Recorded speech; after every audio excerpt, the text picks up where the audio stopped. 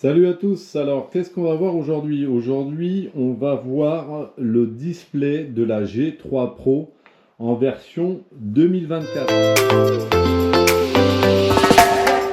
On va rentrer à l'intérieur du display, on va voir ce qu'il y a et je vais vous expliquer les différents points qu'il y a à connaître. Ok?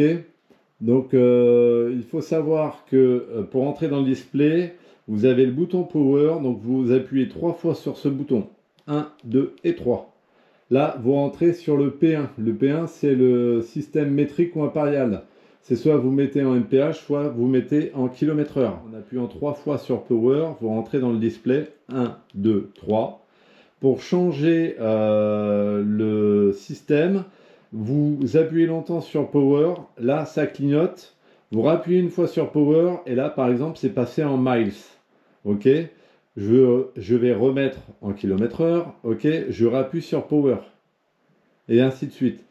Soit vous laissez sauvegarder le display et vous n'appuyez sur rien et il va revenir à 0, ok, au bout d'un moment. Ou soit vous appuyez longtemps sur Power et ce qui permettra en fait de passer à l'autre menu. Donc le P1 on a vu MPH km/h métrique ou impérial.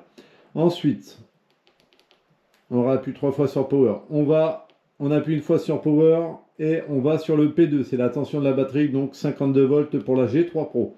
Ensuite le P3 c'est la taille des roues en pouces. À savoir que les roues sont en 10 pouces, x 10 ça fait 100, donc vous laissez sur 100 sur le P3. Ok. Ce qui est un peu chiant sur le display, c'est qu'il ne reste pas dans le menu, donc il faut vraiment être très rapide, sinon vous avez vu, ça revient à 0 à chaque fois. Donc je rappuie 3 fois. Le P4 c'est le nombre de pôles magnétiques, ça faut surtout pas toucher.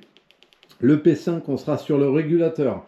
Donc là, il est sur 0, donc c'est-à-dire que je n'ai pas de régulateur. Je veux mettre le régulateur, j'appuie longtemps sur Power.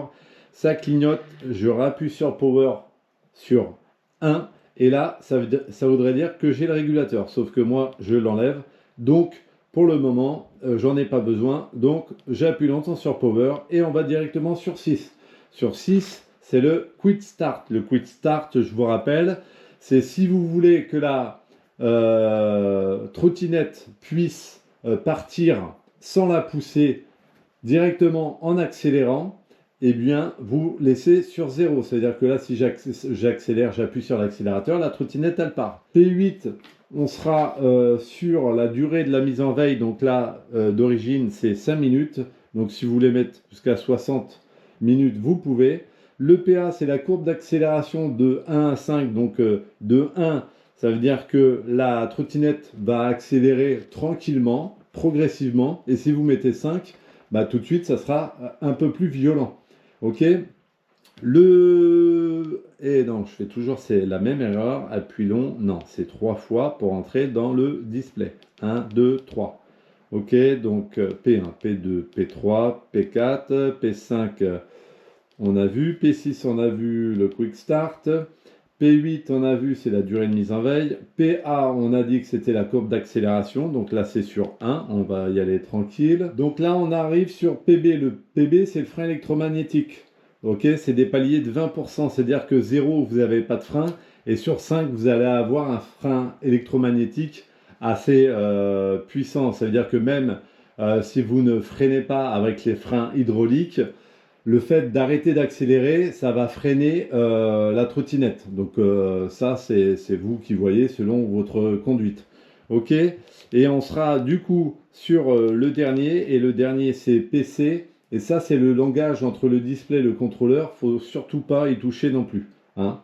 Comme on dit, objet inconnu, touche à ton cul. Donc après, les différents codes erreurs qui pourraient s'afficher sur le display, tout ça, c'est marqué dans le livret d'instructions, hein, selon votre trottinette. Là, sur la G3 Pro, bon, bah, ça sera des codes d'erreur certainement différents que sur les autres Q-Kirin. Voilà. Sinon, pour la débrider, c'est simple. La version 2024, vous appuyez sur le frein, vous appuyez 2 fois sur Power, et là, vous voyez que l'écran s'est mis à clignoter. Quand ça clignote, ça veut dire qu'elle est bridée. Ça veut dire que là, si je fais l'essai et que je la mets sur la béquille tout simplement, et ben, je vais la mettre sur 1, vous allez voir la différence. Hop, 1, on est à 15 en mode bridé. Ok. Donc si je viens à la remettre donc en mode débridé, ça peut être aussi bien le frein gauche que le frein droit. Donc vous appuyez sur le frein droit, vous appuyez 2 fois sur le power en laissant votre main appuyée sur le frein droit. Et je ne sais pas si vous avez fait attention, mais du coup l'écran a arrêté de clignoter. Ok. Donc ça veut dire qu'elle est en mode débridé. Si je vous montre, niveau 1, la roue dans le vide, on accélère et là on est tout de suite à 26 en mode débridé, ok, à vide. Voilà. Donc c'est l'avantage de cette version 2024, c'est que en appuyant sur le frein gauche ou droit et en appuyant 2 fois sur Power, vous la bridez ou vous la débridez. Donc c'est plutôt vraiment sympa en cette version 2024. Voilà, j'espère que j'ai répondu à toutes vos questions. Si ce n'est pas le cas, vous me laissez un petit commentaire et je n'hésiterai pas à vous répondre sans problème. Voilà, je vous souhaite une bonne soirée. Faites attention à vous. Faites attention également sur la route. Et je vous dis à bientôt pour une nouvelle vidéo. Allez, ciao!